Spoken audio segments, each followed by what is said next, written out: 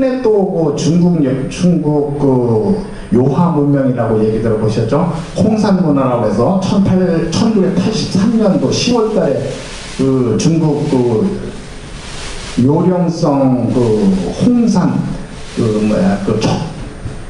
이게 적봉시라고, 붉은 봉우리라고 하는 시, 적봉시에서 요한 문명이 발달됐는데, 거기에는 우리 조상들이 갖고 있는 여러 가지 무슨 옥이라든가 고음의 발자국이라 고음의 인형이라든가 이런 것들이 많이 발견이 있어요. 그래서 중국이라는 나라를 보면은 우리나라 한반도가 있고 요동반도가 있고 뭐 이렇게 됐다고 하면은 이게 요하라고 하는 강이죠. 이게 대능하는 강이고 만리장성이 이렇게 돼 있어요. 만리장성이 이게 한반도인데 발견된 게 여기서 문화유적이 발견됐다는 얘기죠. 문화유적이.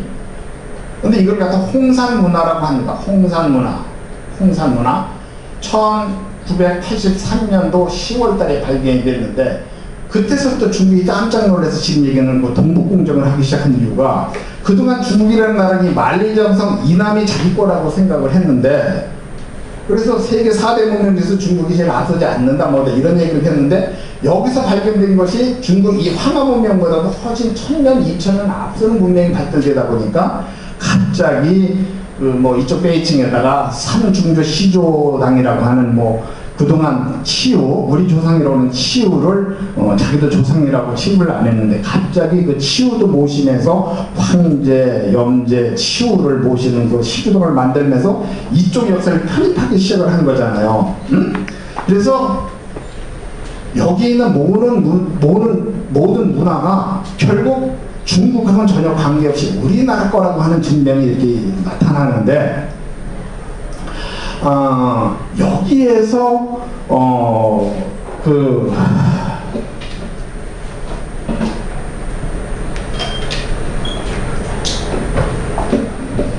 단군의 유적이 나왔다든가, 여러 가지가 지금 현재 우리가 알고 있는 그런 문화가 이쪽에 와서 중국 사람들조차도, 남해글씨조차도 음양 오행 중에 이 음양이라고 하는 것은 중국 이 황하에서 나왔지만은 뭔가 이 동북강정에서 오행의 원리가 컸을 거다 하는 얘기를 해줬어요. 그럼 오행 얘기를 여기서 좀 하려고 하는 얘기인데, 처음에 이 태극이라고 하는 모습을 보면은요, 애초에 우주 본체라고 얘기를 하는데, 우주 본체는 우주 전체 질서가 뭐냐는 얘기를 하는 얘기입니다. 우주 전체 질서가 뭐냐 하는 얘기인데, 서양의 철학은 본체론이 없다 보니까 늘 눈에 보이는 현상만 설명을 하고 있어요. 그리고 이 중국에서는 우리 이 동양 사상은 질서, 이 철학 체계가 우주 본체론이라는 이 태극을 갖고 설명을 하고 있습니다. 그래서 이 우주 전체가 생긴 것은 물에서 시작을 해서 불을 이루고 다시 또 물로 돌아가는 수화기제에서 시작을 했다.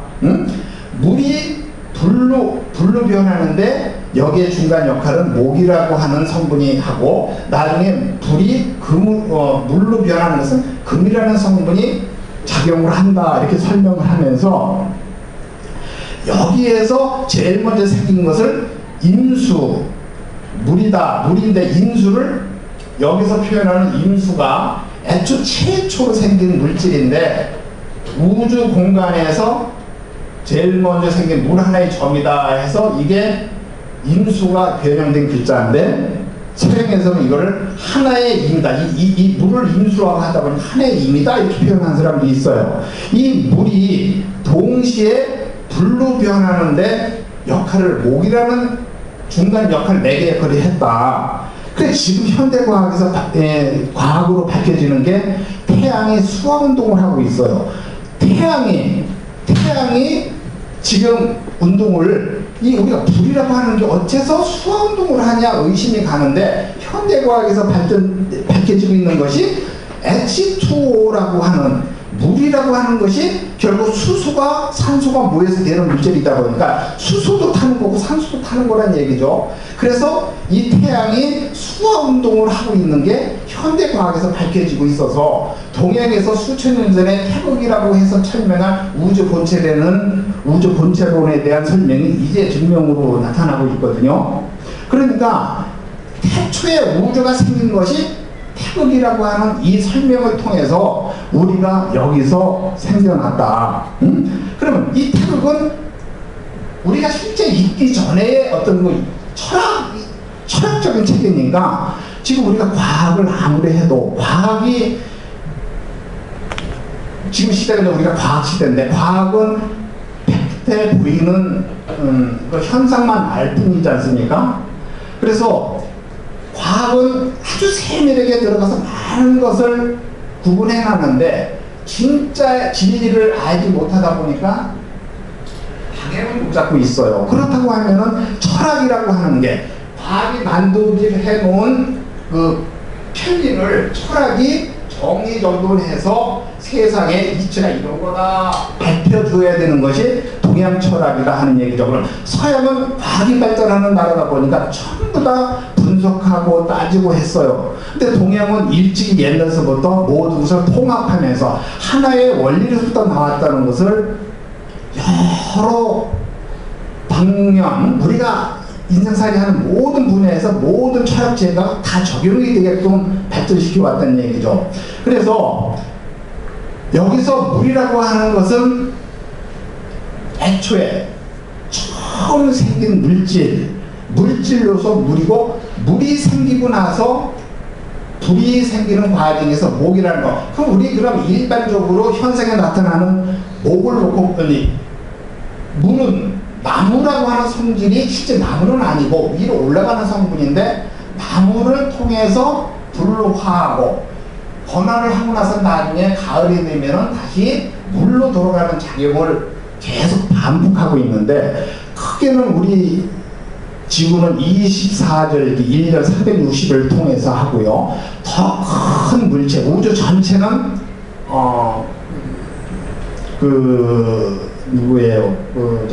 소강대 선생이 우주 전체는 129,600년이라고 하는 긴 세월을 통해서 한 번 회전을 하고 수성은 아까 얘기한 샛별 같은 경우는 78일인가 이렇게 움직이면서 순환을 하고 이 순환하는 모든 크든 작든 간에 어떤 물질이 우주 이 본체론의 설명은 진리체계를 떠날 수가 없다 그런 얘기죠. 그래서 여기서 나온 이런 원리가 그대로 복제해 놓은 거기 때문에 가위라는 글자가 나타나면 나무가 뚝 쓴 게 아니라 뭔가 위로 올라가고 번화하는 글자 모습을 보이고 있어요.